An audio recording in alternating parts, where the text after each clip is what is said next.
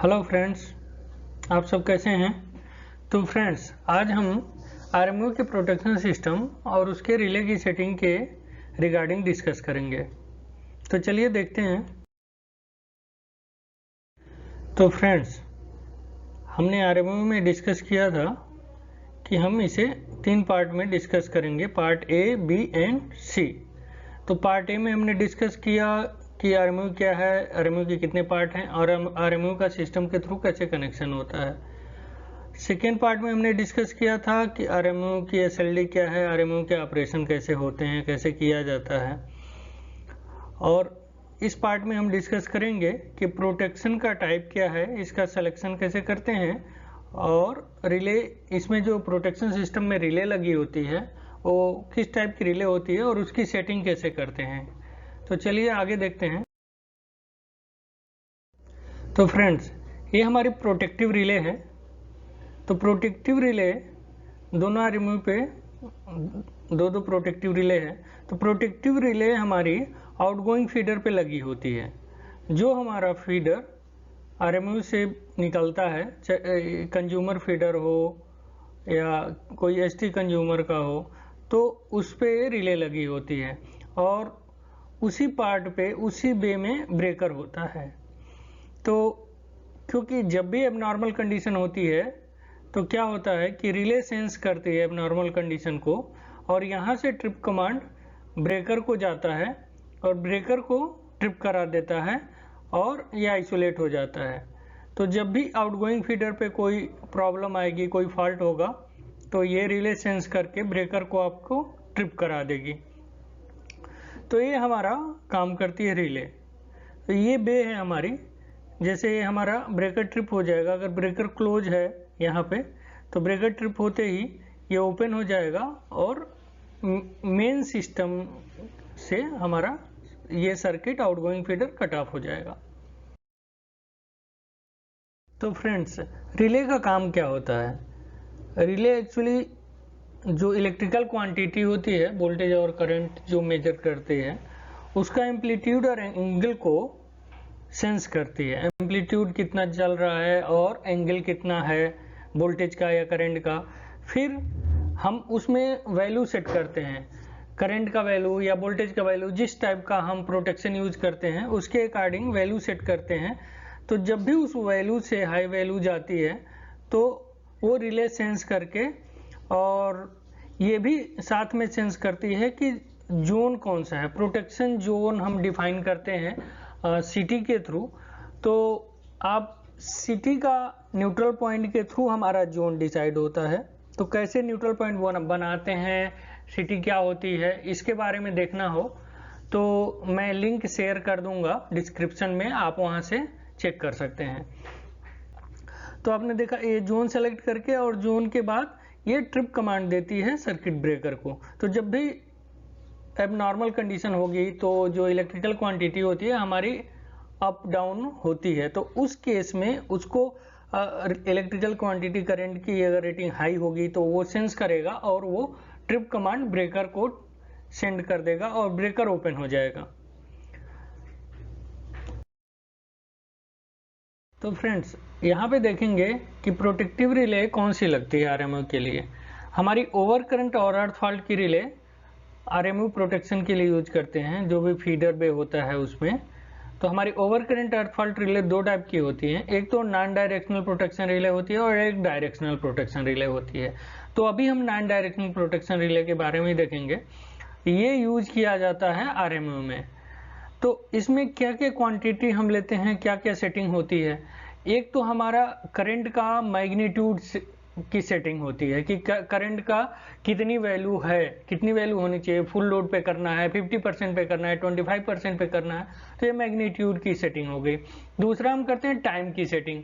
तो टाइम में दो टाइप का टाइम होता है, एक टीएमएस होता है, टाइम मल्टीप्लायर सेटिंग, और एक होता है डिफिनिट टाइम। डिफिनिट टाइम मतलब आपने जितना सेट कर दिया उसके उतने टाइम के जस्ट बाद रिले ट्रिप करेगी। और एक होता है कर्व। तो कर्व में हम सेट करते हैं, आईडीएमटी है, इसको इनवर्स डेफिनिट मिनिमम टाइम या नॉर्मल इनवर्स कर्व भी बोलते हैं।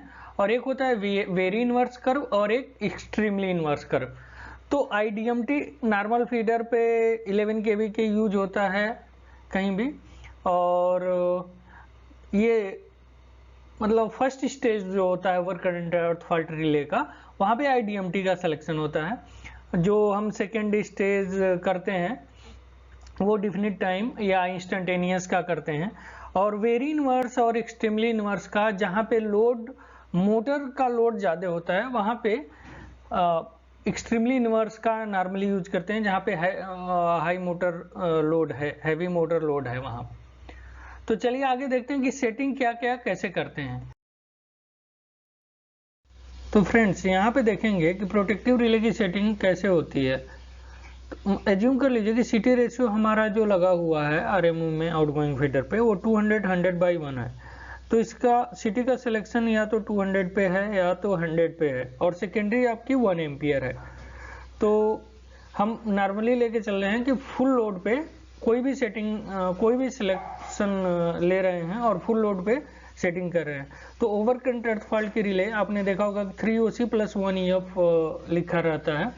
3OC का मतलब तीनों फेज का ओवर करंट का, और अनबैलेंसिंग जो होती है वो एक अर्थ फॉल्ट कॉइल होती है रिले की।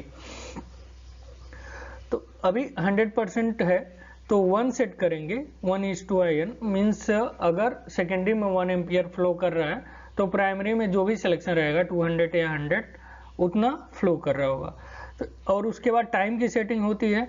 तो यहाँ TMS की सेटिंग होती है स्टेज 1 में, तो ये 0.05 रखते हैं, या ये ध्यान देते हैं कि जो हमारा सब स्टेशन से 11 kV का फीडर निकला हुआ है वहाँ पे TMS की सेटिंग कितनी है उससे कम होनी चाहिए ये, ताकि अगर कोई इसके आउटगोइंग फीडर पे फॉल्ट है तो सबसे पहले यही ट्रिप होना चाहिए, ना कि आपका 11 kV फीडर ट्रिप होना चाहिए। और इसमें हमारा कर्व इसी के अकॉर्डिंग होता है, IDMT या वेरी इनवर्स, एक्सट्रीमली इनवर्स जो भी लोड के अकॉर्डिंग ले सकते हैं। और अर्थ फॉल्ट की सेटिंग हमेशा 20% ही होती है, 0.2 तो 20% होती है। इसका भी TMS सेम रहता है जो हमारा ओवर करंट का TMS रखेंगे, और वही स्टेज 1 में अर्थ फॉल्ट का हमारा कर्व भी होगा।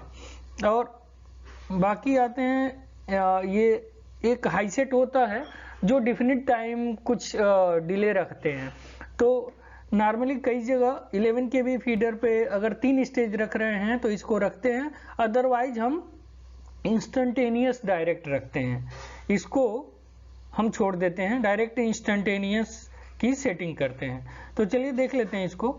तो अगर इसको रखते हैं तो ये 3 या 4 टाइम्स रखते हैं, मीन्स 300%, या टाइम्स का लीजिए मल्टीप्लाई, अगर 100 है तो 300 हो गया, तो 300% ये रखेंगे। और उसी के अकॉर्डिंग ये 60%, मतलब 3 टाइम्स हो गया तो ये 60% हो गया, तो 0.6 IN हो जाएगा। और इसमें डिले अगर रख रहे हैं तो 100 मिलीसेकंड का डिले रखते हैं, और इसमें डिफिनिट टाइम सेलेक्ट करते हैं कि डिफिनिट टाइम पे ये प्रोटेक्शन ऑपरेट होना चाहिए। इसका मतलब क्या हुआ कि करंट अगर 3 एम्पियर से थोड़ा भी ज़्यादा हुआ तो वो 100 मिलीसेकंड तक वेट करेगा, उसके बाद ही ट्रिप करेगा। और बीच में अगर करंट लो हो जाता है तो ये ट्रिप नहीं करेगा।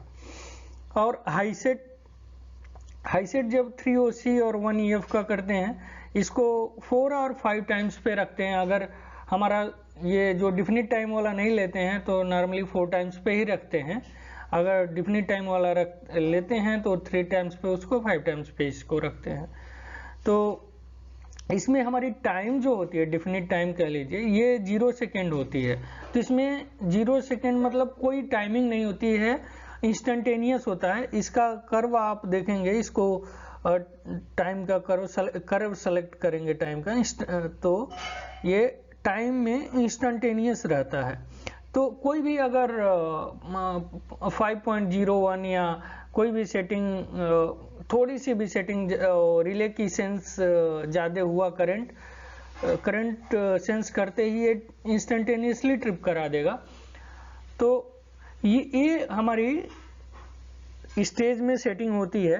तो नॉर्मली 2 तो हम हर जगह रखते हैं, एक तो फर्स्ट स्टेज और एक इंस्टेंटेनियस स्टेज। तो ये हमारी RMO की सेटिंग हो गई, और इस तरीके से आप RMO की सेटिंग कर सकते हैं। और सिटी से रिलेटेड चीज़ें आपकी डिस्क्रिप्शन बॉक्स में दी हुई है, वहाँ से आप देख सकते हैं। तो फ्रेंड्स, होप कि आपको वीडियो पसंद आया होगा। एक कंप्लीट वीडियो देखने के लिए आपका बहुत बहुत धन्यवाद, और आप अपना फीडबैक ज़रूर दें। ये एक हमारे लिए कैटलिस्ट का काम करता है। और फ्रेंड्स, अगर मेरे चैनल को आपने सब्सक्राइब नहीं किया है तो कृपया सब्सक्राइब करें, लाइक करें वीडियो को और शेयर करते रहें, और बेल आइकन दबाना ना भूलें ताकि मेरे आगे आने वाले वीडियो आप तक पहुंचते रहें। थैंक यू दोस्तों।